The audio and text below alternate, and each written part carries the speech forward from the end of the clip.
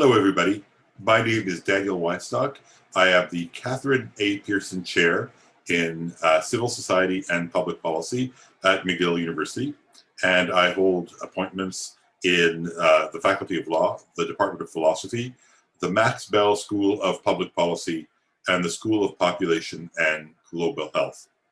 As that self-introduction probably indicates, my research over the course of the last 30 years spans a very wide range of topics, but one of the very broad areas in which I have been involved from the beginning of my career to the present day has had to do with the interpretation of some of the conflicts that have beset the relationship between Quebec and the rest of Canada within the Canadian Federation. I should say that I'm a philosopher by training. My PhD is in philosophy, so despite the other appointments that I have, I tend to look at the debates that oppose people in the real world through philosophical tools of analysis. So I'd like to say a few words in the few minutes of this video about the way in which I view the present state of relations between Quebec and the rest of Canada from the point of view of political philosophy. It seems to me that we can divide up the last 40 years or so in the history of Canada-Quebec relations into what is increasingly apparent to me are two quite distinct historical periods. The first period, which runs from about 1976 to 1995, is what one might refer to as the period of secessionist politics. And I'll say more about that in a moment. The second period, which I think we're still very much in, runs from roughly the last 20 years, from about 2000 to 2020. And I would call that the period of national affirmation. And I think that these two distinct periods present quite distinct political challenges and quite distinct ethical and political challenges in terms of the analysis that we make of these real world problems that are facing Canadian society. So let me say a few words about both of these periods in order to set up how I view the state of the Canadian Federation at the present day. So in 1976, as many of you probably know, somewhat to the surprise of most observers, a party devoted to the secession of Quebec from the rest of Canada was elected to the provincial legislature with a quite substantial majority. This party was called the Parti Québécois. And Article 1 of the charter of the Parti Québécois was that the main goal of the party, once it reached power, was to make Quebec a sovereign state. To that end, it organized a referendum on the sovereignty of Quebec within its first mandate in 1980. That referendum was quite handily defeated by a proportion of about 60 to 40. And this gave rise to a number of attempts during the 1980s to amend the Constitution in order to satisfy Quebec's claims, Quebec's demands within the Canadian constitutional federal order. Both of these rounds of negotiations that are referred to as the Meech Lake round, named after the place where the debates over this round of constitutional amendments was made, and the Charlottetown round were not successful, did not manage to achieve a consensus within the country over the terms under which Quebec could be included within the Canadian constitutional order. And as a downstream result of that, another referendum was organized in 1995. That referendum came within a few tens of thousands of votes of achieving a yes answer to the question of Quebec secession. It was something like 50.1 to 49.9, something on that order. Now, one might have thought that that would pretty much ensure that a further referendum would be held to try to tip Quebec over the edge in terms of securing support for a referendum. But we have not seen another referendum in the last 26 years. And I think that we are now in a phase where the question of Quebec secession and the question of whether or not to organize a referendum around Quebec secession is not immediately in the cards. So the terms of the debate that occurred between 1976 and 1995 had to do with whether secession, under the conditions that Canada found itself in that period, was a legitimate exercise, whether Quebec could unilaterally organize a referendum, and if it were successful in achieving more than 50% of the vote, start implementing the withdrawal of Quebec from the rest of Canada.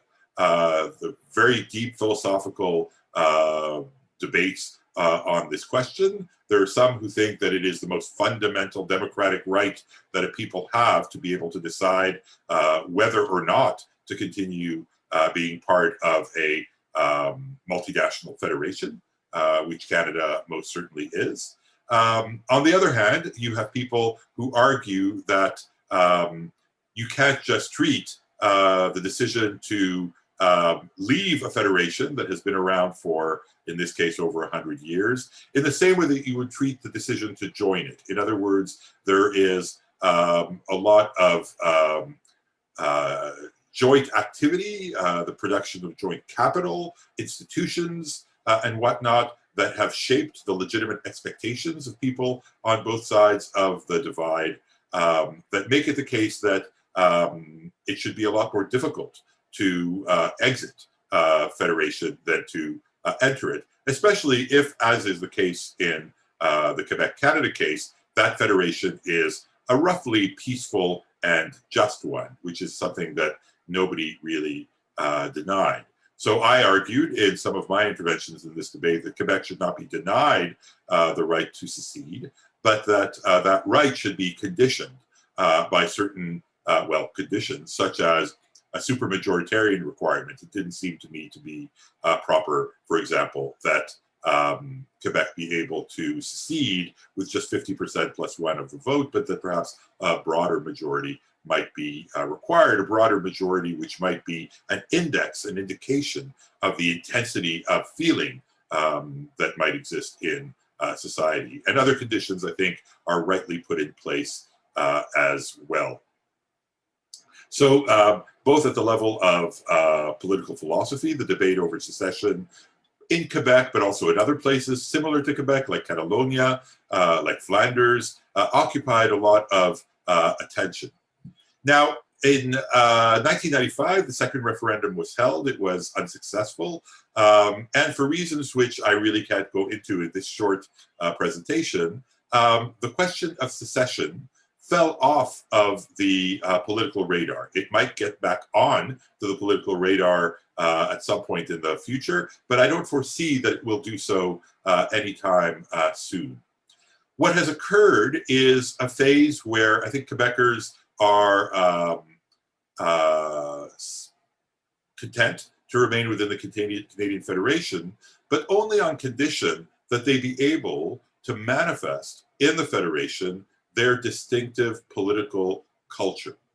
I think that one could trace the trigger of the present phase of Quebec-Canada relations to a Supreme Court decision that occurred about 20 years ago, which was the case of a young Sikh boy who attended a school, public school in Montreal.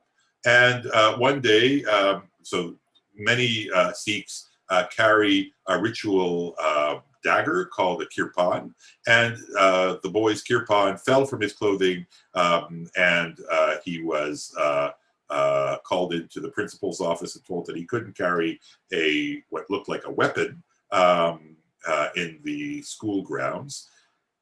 This case, which started from a very sort of everyday kind of conflict in a particular school, made it all the way up to the Supreme Court of Canada, where the Supreme Court decided on a 9-0 majority, so a unanimous decision of the court, that under some conditions, a Sikh boy should be able to wear his kirpan. The decision was greeted with shock and horror, at least by some politicians and media within Quebec, which felt, or which at least used this case as a pretext to say that the cultural and philosophical division between Quebec and Canada over multiculturalism had reached a crescendo, had reached a point that really required that Quebec do everything it can in order to escape, whilst remaining within the Canadian Federation, from the hold of an ideology, multiculturalism, which many Quebec intellectuals, pundits, and politicians view as anathema to Quebec culture. The debate over multiculturalism, I think in Canada as in many other parts of the world today, is really now more a debate about how to deal with multi-faith society than it is about multiculturalism properly understood. When one talks about multiculturalism today in Canada, and I think this is the same in other places, one is talking about the question of whether and to what degree and under what conditions minority religions or religions tout court should be allowed to inflect and inform the public arena. I think that nobody anywhere in liberal democracies denies that people ought to be able to worship as they see fit. The question is to what degree their worship should or should not be present and public and visible in the public sphere. Should people, for example, and this is a debate that has animated a lot of our political debate here in Quebec for the last 10 years or so, should people be able to wear visible religious signs when they occupy certain functions within a supposedly neutral public service? So that is the nature of the debate between Quebec and Canada that I think has been central, and Quebecers have made the claim that a certain way of dealing with the integration of pluralism within society is as important a marker of Quebec identity as the French language is. I think that anybody who's been observing the Canadian and Quebec political scene for long enough could not really have predicted that this is where we would be in 2021 from where we started off with the election of the Parti Québécois in 1976. Thank you for your attention.